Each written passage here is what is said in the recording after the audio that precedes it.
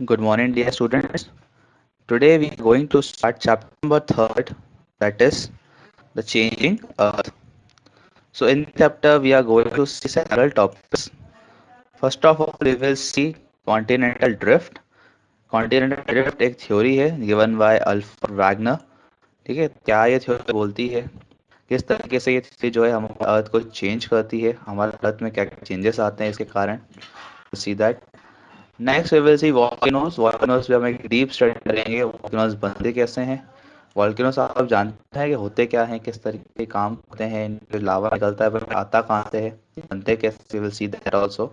Next is earthquakes. Earthquakes आप जानते हो, इसको हम हिंदी में कहते हैं भूकंप आना. ये कैसे आते हैं, इनके पीछे क्या क्या कारण होते हैं इनके आने के, किस तरीके से होते हैं, को हम देखेंगे. और इन द लास्ट एक छोटी सी केस स्टडी है. केस स्टडी मतलब ये नेपाल में अर्थक्वेक आया था तो क्या क्या दिक्कतें हुई थी इससे. अप्रैल 2015 में अर्थक्वेक आया था. ये कुछ पिक्चर्स यहाँ भी हैं नेपाल की, आप देख सकते हैं. पहले ऐसा टावर था, वहाँ टूट के गिर गई है. So let us start. First is continental drift. इधर आ गया कॉन्टिनेंटल ड्रिफ्ट. तो इस पिक्चर से आप समझ सकते हैं कॉन्टिनेंटल ड्रिफ्ट का मतलब क्या होता है. कॉन्टिनेंट आप सब जानते हैं. Continent means large land mass, ऐसा लैंड मास जिसके आसपास जो है हर तरफ, चारों तरफ क्या है, वाटर है. ठीक है, इसको हम बोलते हैं कॉन्टिनेंट्स. तो पहले अगर हम बात करें 225 मिलियन ईयर्स अगो की, पहले की, तो हमारा अर्थ दिखने में कुछ इस तरीके का था. पूरा का पूरा लैंड जो है एक साथ जुड़ा हुआ था. ठीक है, और आपका ये जो वाटर मास है ये सब एक साथ था. तो ऐसा क्या हुआ, अब पहले अर्थ दिखने में ऐसा था, अब हम जो है हमारा अर्थ का मैप जो है ऐसा दिखते हैं. सारे कॉन्टिनेंट्स जो अलग अलग हो चुके हैं ऐसे. तो आप देखिए धीरे धीरे ये जो है आपका कॉन्टिनेंट टूटता चला गया. पहले ऐसा हो गया कुछ, फिर देखिए कुछ ऐसा हो गया, थोड़ा और टूट गया, फिर थोड़ा और अलग अलग टूट गया, फिर थोड़ा और अब थोड़ा सा ऐसा दिखता है आपको कॉन्टिनेंट. तो ये क्या हुआ ऐसा हमारे कॉन्टिनेंट्स में. ड्रिफ्ट का मतलब होता है तैरना. हमारे जो कॉन्टिनेंट्स हैं, हमारे जो ओशनिक वाटर बॉडीज हैं, ये सब तैर रही हैं. किसके ऊपर तैर रही हैं, ये हम पढ़ेंगे अभी आगे. और किस तरीके से आपका जो कॉन्टिनेंट्स है, पहले 225 मिलियन ईयर्स अगो पहले ऐसा था और अब ऐसा कैसे हो गया. इस थ्योरी को हम बोलते हैं continental drift theory. Continental drift is the theory of how the continents move over the surface of earth. हमारे अर्थ की सरफेस कॉन्टिनेंट कैसे मूव करते हैं, कॉन्टिनेंट्स के मूव होने के कारण टूटते रहते हैं, टूट टूट के वैसे होगा बिल्कुल. He proposed that millions of years ago, land on the earth was hooked together in one supercontinent called Pangaea. तो आप जो ये देख रहे हैं एक सुपर कॉन्टिनेंट, एक ही कॉन्टिनेंट बहुत ही बड़ा सा, इसको देखिए नाम भी लिखा हुआ है पैंगिया. बाद में ये दो हिस्सों में टूट गया. नॉर्थ वाले को हम बोलते हैं लॉरेशियन और साउथ वाले को हम बोलते हैं गोंडवाना लैंड. और जो आपका ये जो सुपर ओशन है, सुपर कॉन्टिनेंट हो गया पैंगिया, सुपर ओशन को लोग क्या बोलते हैं फिर, पैंथेलासा. ये लिखा नहीं है यहाँ पर, सुपर ओशन जो उसको पैंथेलासा बोलते हैं फिर. He said that over the years the land broke apart and become separate continents. कुछ सालों में या फिर हजारों सालों में लैंड जो है धीरे धीरे टूटती चली गई और आज हमें सेपरेट सेपरेट 7 कॉन्टिनेंट्स दिखते हैं. पहले सिर्फ एक कॉन्टिनेंट, बाद में टूट दो हो गए, दो के बाद चार, चार हो गए 7 continents. This is called Wagner's theory of continental drift. तो इसी थ्योरी को हम बोलते हैं कॉन्टिनेंटल ड्रिफ्ट. ऐसे कॉन्टिनेंट जो है तैर करके टूट चले गए. और ये थ्योरी दी आपके अल्फ्रेड वैगनर ने. इस थ्योरी को पढ़ने के लिए जो है हमें पढ़ने पड़ेंगे अर्थ के मूवमेंट्स. कि अर्थ जो है आपका रोटेशन और रिवॉल्यूशन पे भी एक वीडियो डाल रखी है मैंने, चाहे तो उसका भी हेल्प लेके देख सकते हैं. अर्थ के जो मूवमेंट्स होते हैं, अर्थ के मूवमेंट्स होने के कारण जो है अर्थ पे दो तरह की फोर्सेस जनरेट होती हैं. एक है आपकी एक्सोजेनिक फोर्सेस और एक है आपकी एंडोजेनिक. ओके, इन दोनों को समझने के लिए आप ये इन दोनों को याद रख सकते हैं. एंडोजेनिक जो होती है वो अंदर से आती है अर्थ के, it is coming from inside the earth. Endogenic आती है अर्थ के अंदर से और एक्सोजेनिक आती है फ्रॉम आउटसाइड द अर्थ, अर्थ के बाहरी चीजों से. दोनों के थ्रू क्या करती हैं, हम पे लैंडफॉर्म में हमारी जो लैंड होती है, रॉक्स होते हैं सारे, उनको चेंज करती हैं. जो आपकी एंडोजेनिक होती है, जो अर्थ के अंदर से आती है, अर्थ के अंदर से क्या होता है, आपकी जो अर्थ है वो हिलता है, आपके कॉन्टिनेंट्स हैं, आपके जो रॉक्स हैं वो टूटते हैं और सेपरेट हो जाते हैं, जो हमने थोड़ी देर पहले देखा. इनके होने से क्या होता है, अर्थक्वेक्स आते हैं, वोल्केनोस फॉर्म होते हैं, लैंडस्लाइड्स होती हैं और माउंटेन्स बनते हैं. ये हम देखेंगे अर्थक्वेक और वोल्केनो हमारा इस चैप्टर में पढ़ना है. आप बोल सकते हैं कि अर्थक्वेक और वोल्केनो ये दोनों किसके कारण हो रहे हैं, आप एंडोजेनिक फोर्सेस के कारण. ऐसी फोर्सेस जो अर्थ के कहाँ से आ रही हैं, अंदर से आ रही हैं. किस तरीके से जनरेट होती हैं देखेंगे हम. नेक्स्ट है आपके एक्सोजेनिक, ये हमारे चैप्टर में नहीं पढ़ना है, फिर भी हम समझ लेते हैं क्या होती हैं। एक्सोजेनिक फोर्सेस ऐसी फोर्सेस जो अर्थ के बाहर से आ रही हैं और अर्थ पे चेंज कर रही हैं। फॉर एग्जाम्पल इसका आ गया रिवर, रिवर है, विंड है आपकी, इसमें आपका रिवर, विंड, और इसमें आपका आ गया आपके सी वेव्स, ग्लेशियर्स। ये सब क्या करते हैं, आपके अर्थ के बाहर आते हैं। ये अर्थ के अंदर से तो कोई रिवर नहीं निकलती है, मतलब निकलती अर्थ के अंदर से, ये बट रिवर दिखती तो बाहर ही, आउटसाइड पे दिखती है घूमती है। ये क्या करते हैं, रिवर और विंड जो है हमारे अर्थ के ऊपर है। रिवर वाटर, हम उसको वाटर विंड, रिवर से भी इसमें आप जोड़ सकते हैं रेनफॉल को भी। तो रेनफॉल और ये सब क्या करते हैं, हमारे रॉक्स को जो है, रॉक्स के सालों साल तक गिरते रहते हैं।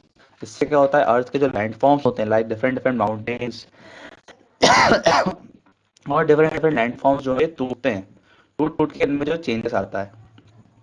अंतर क्या है इन दोनों फोर्सेस में, exogenic forces, endogenic forces. Exogenic forces को काम करने में काफी टाइम लगता है। ठीक है, ये जो आपका वाटर है, विंड है, ये अगर रॉक को तोड़े, धीरे धीरे रॉक टूट के कुछ और बन जाए, इसमें काफी टाइम लगता है।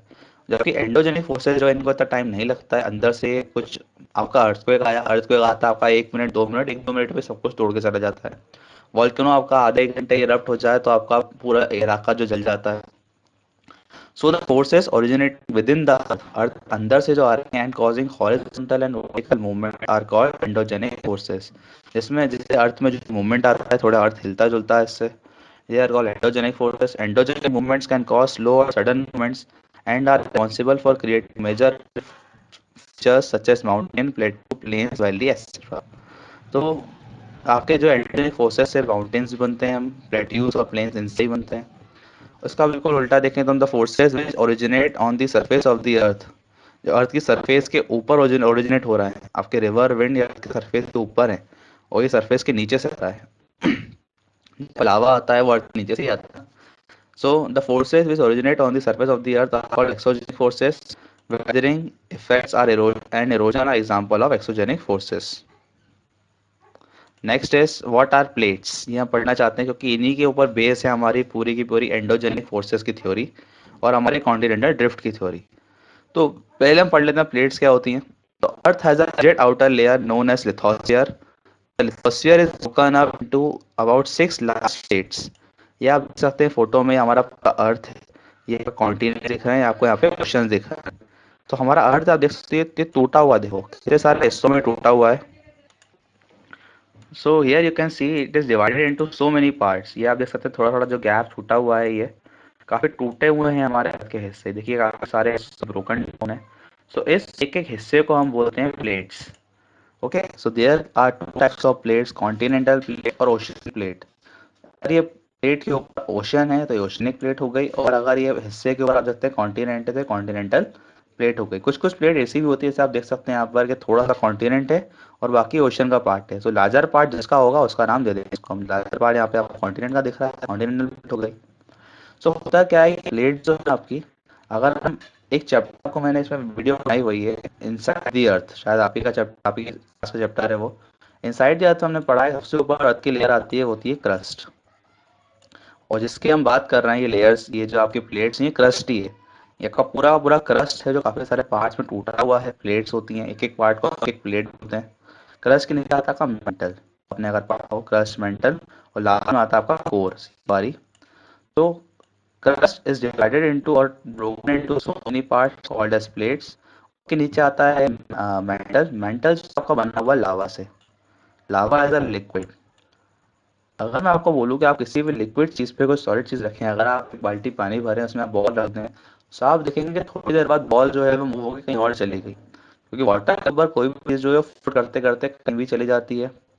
सो ये प्लेट जो है आपकी, चाहे वो कॉन्टिनेंटल चाहे वो ओशनिक हो, ये इस मैग्मा के लावा के ऊपर तैर रहे हैं। तैरते तैरते क्या होता है, या तो दूर चली जाती है एक दूसरे से, या टकरा जाती है एक दूसरे से। जब भी टकराती हैं एक दूसरे से, तब हमारे यहाँ क्या आ जाता है, अर्थक्वेक आ जाते हैं, हमारे यहाँ वॉल्केनोज बन जाते हैं, हमारे यहाँ माउंटेन्स बन जाते हैं। और इस तरह की फोर्सेस को हम बोलते हैं endogenic forces. Next and our first big topic is volcano. Volcanoes are vents or opening in the earth crust through which molten material such as lava, rock fragments, hot vapor and gases are ejected. देखिए होता क्या है आपका, अभी हमने बात की कि क्रस्ट के नीचे जो आती है लेयर आती है मैग्मा की, सॉरी मेंटल की। मेंटल की लेयर जो है वो पूरी मोल्टन लावा से बनी हुई है, मैग्मा से, ये आप देख सकते हैं नीचे। ये कैसे बनते हैं वॉल्केनोस, आपके इसको पढ़ाने के लिए मैं बताता हूँ प्लेट थ्योरी। मान लीजिए आपका ये जो इस तरफ का हिस्सा है ये एक प्लेट है, और जो इस तरफ का ये पार्ट है दूसरी प्लेट है। ठीक है, प्लेट से अगर हम जो घर में प्लेट होती हैं उससे हम एग्जांपल लेते हैं, आपने घर में जो प्लेट्स देखी कांच की प्लेट मान लीजिए। ठीक है, अगर आप उन दोनों प्लेट्स को से टकराएंगे तो प्लेट टूट जाएगी। ओके, सो प्लेट टूट जाएगी। अगर प्लेट के नीचे मान लीजिए कुछ अगर रखा होता लिक्विड तो वो बाहर आ जाता है इस तरीके से। तो आप मान लीजिए दो प्लेट से ये टकराई, टकराने से क्या हुआ, टूट गई। टूटने से क्या हुआ, इनके अंदर जो था लावा है फूट के बाहर आ गया। फूट के बाहर आके हमारे अर्थ की सरफेस पे आ जाता है, ऐसे गड्ढा करके, ऐसा क्रेट बना के। ये आपने लिखा भी हुआ है यहाँ पर, the first hollow at the cone apex is called crater. Crater, ये जो आपको गड्ढा दिख रहा होगा इसको क्रेटर बोलते हैं। क्रेटर बना के वॉल्केनो का जो मैग्मा बाहर आ जाता है अर्थ पे, और हमारे यहाँ बाहर आकर ये इग्नियस रॉक्स फॉर्म लेता है। और आपको ये दिख रहा हो एक तरह का माउंटेन भी बन जाता है इससे, इसको हम बोलते हैं volcanic mountain. Types of volcanoes. So on the basis of frequency of eruption, volcanoes are classified into three types. इनके फटने के आधार पर ही कभी कभी वॉल्केनोस क्या होते हैं आपके लगातार फटते ही रहते हैं, हर कुछ सालों में, कुछ महीनों में फटते ही रहते हैं। इस टाइप के वॉल्केनो हम बोलते हैं वॉल्केनो। कुछ होते हैं काफी काफी सालों में, कभी एक आध बार फटते हैं, कभी कभी फट गए तो एक आध बार, ठीक है, उसको हम बोलते हैं परमिट। और कुछ होते हैं ऐसे ऐसे जो कभी फटे ही नहीं है, बस उनका कोई सा माउंटेन है वो उनके अब छूट चुका है, काफी हजारों साल हो चुके हैं, 100 साल हो चुके हैं, कभी फटे नहीं। They are called extinct volcano. जैसे आपके एग्जांपल दिए हुए हैं, हमारे इंडिया में एक ही वॉल्केनो इसको हम बोलते हैं बैरन आइलैंड, जो कि आपका अंडमान निकोबार पे, जो कि एक एक्टिव वॉल्केनो है। नेक्स्ट डोरमेंट वॉल्केनोस हमने पढ़ा, इनके एग्जांपल दिए हैं की ऑफ हवाई, वर्स वेस्ट Vesuvius in Italy. Next is extinct volcano. Extinct volcano example को दिए हैं Mount Buninyong in Australia, Kilimanjaro in Africa. These are called dead volcanoes, क्योंकि फटते ही नहीं अभी है। हियर एग्जांपल आपको दिया हुआ है प्लेट बाउंड्रीज का, या आप जो इलाका देख रहे हैं ये वाला, इस इलाके के इस तरफ आप देख सकते हैं ये आपकी ओशनिक प्लेट है, और इस तरफ के आसपास कई सारी कॉन्टिनेंटल प्लेट्स हैं। ओके, तो this is called Pacific ring of fire. इस एरिया का नाम दिया है पैसिफिक रिंग ऑफ फायर, क्योंकि जहां भी प्लेट्स, दो प्लेट्स मिलती हैं, आपको हमने बताया दो प्लेट्स मिलती हैं तो टकराती है, टकराती है तो क्या बनते हैं, वॉल्केनोज बनते हैं। तो वर्ल्ड का ऐसा एरिया है बहुत सारे प्लेट्स जो है टकराती हैं एक दूसरे से। तो आप देख सकते हैं काफी सारे वॉल्केनोज दिए हुए हैं, देखो नाम भी दिए हैं, जापान ट्रेंच, ये ट्रेंचेस, ये कुछ ऐसे इलाके हैं जहाँ अर्थक्वेक काफी ज्यादा आता है। और ये कुछ ऐसा इलाका भी है जहाँ बहुत सारे वॉल्केनोज हैं, इस वजह से इसको हमने नाम दिया Pacific ring of fire. It gets its name because it has high biggest concentration volcano. यहाँ पे प्लेट्स इतनी सारी टकरा रही हैं कि वॉल्केनो बहुत सारे बने हुए हैं। The ring of fire has 452 volcanoes. तो समझ सकते हैं कितने ज्यादा वॉल्केनोस बनते हैं जहाँ प्लेट टकराती हैं। And is home to over 50% of the world active and dormant volcanoes. 90% of the world's earthquake and 81% of the world's largest earthquakes occur along the ring of fire. Okay, so वो दोनों ही के phenomena आपके volcanoes और earthquakes साथ में ही है। जहाँ पे प्लेट्स जो टकराती हैं वो अर्थक्वेक्स भी आता है, वहीं पे वॉल्केनो भी फॉर्म होता है। देखिए अगर ज्यादा देर नहीं टकराती प्लेट्स, ज्यादा अगर जो गड्ढा बड़ा नहीं हुआ, अर्थक्वेक आ जाता है आपका। ओके, उसमें क्या होता है, अर्थक्वेक में इतना बड़ा डिस्ट्रक्शन होता है, इतनी ज्यादा प्लेट नहीं टकराती है कि उसका गड्ढा अंदर चला जाए और लावा बाहर आ जाए, तो उसे अर्थक्वेक बोलते हैं। पर अगर प्लेट ज़्यादा टकरा गई, ज़्यादा क्रैक्स हो गए, नीचे तक जमीन चलेगा मेंटल तक 50 किलोमीटर तक, तो वॉल्केनो का लावा बाहर आ जाता है एंड इट फॉर्म वॉल्केनो। आगे हम पढ़ने वाले हैं यही अर्थक्वेक। तो अर्थक्वेक मतलब अर्थ का हिलना, shaking of the ground caused by sudden release of energy in the earth crust along the fault of the edge of the different plates. सो समझाने के लिए फटाफट आपको हम डायग्राम समझा देता हूँ ये वाला। आप देख सकते हैं कि लाइन, इसको हम बोलते हैं फॉल्ट लाइन।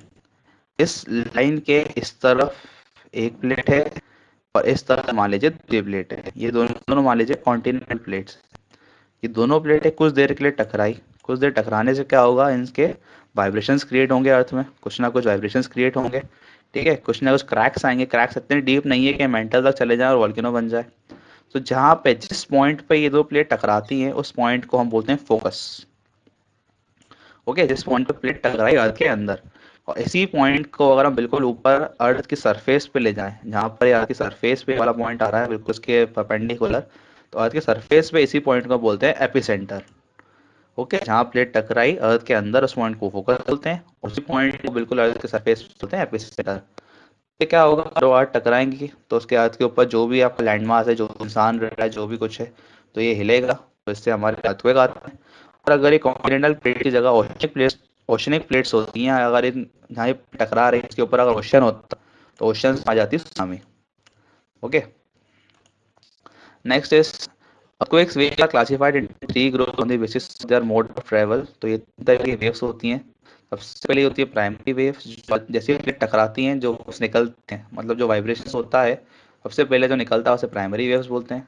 फिर जब ये अर्थ पे आती हैं, अर्थ से टकराती हैं, तो ये बन जाती है सेकेंडरी वेव्स। और उसके बाद ये अर्थ पे जो है तबाही मचती हैं जो वेव्स आपकी, जो सबसे लास्ट में आती है that is surface waves. To measure earthquake का scale of 0 to 9 is called Richter scale. एक रिक्टर स्केल बनाया गया है आपका अर्थक्वेक को नापने के लिए। 0 to 9 तक रहता है ये स्केलिंग। इसकी केस स्टडी में इसका एग्जांपल लेते हैं, नेपाल अर्थक्वेक की केस स्टडी दी हुई है हमारे यहाँ पर। An earthquake occurred in Nepal on 25th April, killing more than 8,000 people and injuring 23,000 people with a magnitude of 7.8 on Richter scale। So 0 से 9 तक इसकी जो मापदंड था, इसको मापा गया, वो था 7.8 रिक्टर स्केल में था इसका मेजरमेंट। 7.8 का नीति तबाह चाहिए, आप सोच सकते हैं 9 का तो जल्दी खत्म हो जाएगा। जितना ज़्यादा इसका पॉइंट रहे, उतना ज़्यादा अर्थ हिला है मतलब। तो इसमें 8,000 लोग मर गए, 23,000 इंजर्ड हो गए। All natural disasters are deadly, not because of nature, but because of us humans who are civilizing everywhere। ये बहुत ही इंपॉर्टेंट लाइन लिखी है मैंने, ये समझने वाला आप समझ सकते हैं। इसका मतलब ये हुआ कि मान लीजिए नेपाल, यहाँ पे अर्थक्वेक आया, अगर यहाँ पर हम लोग रह नहीं रहे होते इतना, देखो लोग मरते क्यों हैं, अर्थक्वेक आता है, बिल्डिंग्स हिलती हैं, बिल्डिंग हमारे ऊपर गिरती हैं तो हम मरते हैं। अगर आप ऐसी जगह पे हैं जहाँ पे बिल्डिंग्स ही नहीं है, आप सिर्फ से खड़े हुए हैं, अर्थक्वेक आया तो आपको लगेगा कैसे ग्राउंड हिल रहा है। ठीक है, भले तेज तेज चल रहा है, आप वहाँ खड़े खड़े गिर जाएंगे या कुछ होगा, पर मरेंगे नहीं। मरेंगे आप तभी जब आपके ऊपर इतनी बड़ी कोई विशाल सी बिल्डिंग या बड़ा कोई पेड़ गिर गया, तो ही आपकी डेथ होती है। So because we are civilizing everywhere, हर जगह इंसान अपना घर बनाता जाता है, बनाता जा रहा है, इसलिए आजकल अर्थक्वेक्स जो है बहुत डेडली हो रहे हैं। क्योंकि जहाँ भी अर्थक्वेक्स आते हैं आपके, आप लोग वहाँ घर बना लेते हैं, वहाँ पहुंच जाते हैं रहने के लिए। सो डेथ हो जाती है अर्थक्वेक के कारण नहीं, बिना इसमें हमारा भी हाथ है। लोग कहते हैं कि भगवान ने अर्थक्वेक किया तो इसलिए तो हुई, नहीं। Okay, so in the last, thank you for watching. अगर आपको कोई क्वेश्चन है तो you can ask in the comment section. कुछ सीरीज हैं, कुछ क्वेश्चन हैं, क्वेश्चन आंसर आपको जो है हम नीचे डिस्क्रिप्शन में मिल जाएंगे, चाहे तो हम वहाँ से भी ले सकते हैं। So in the last, thank you.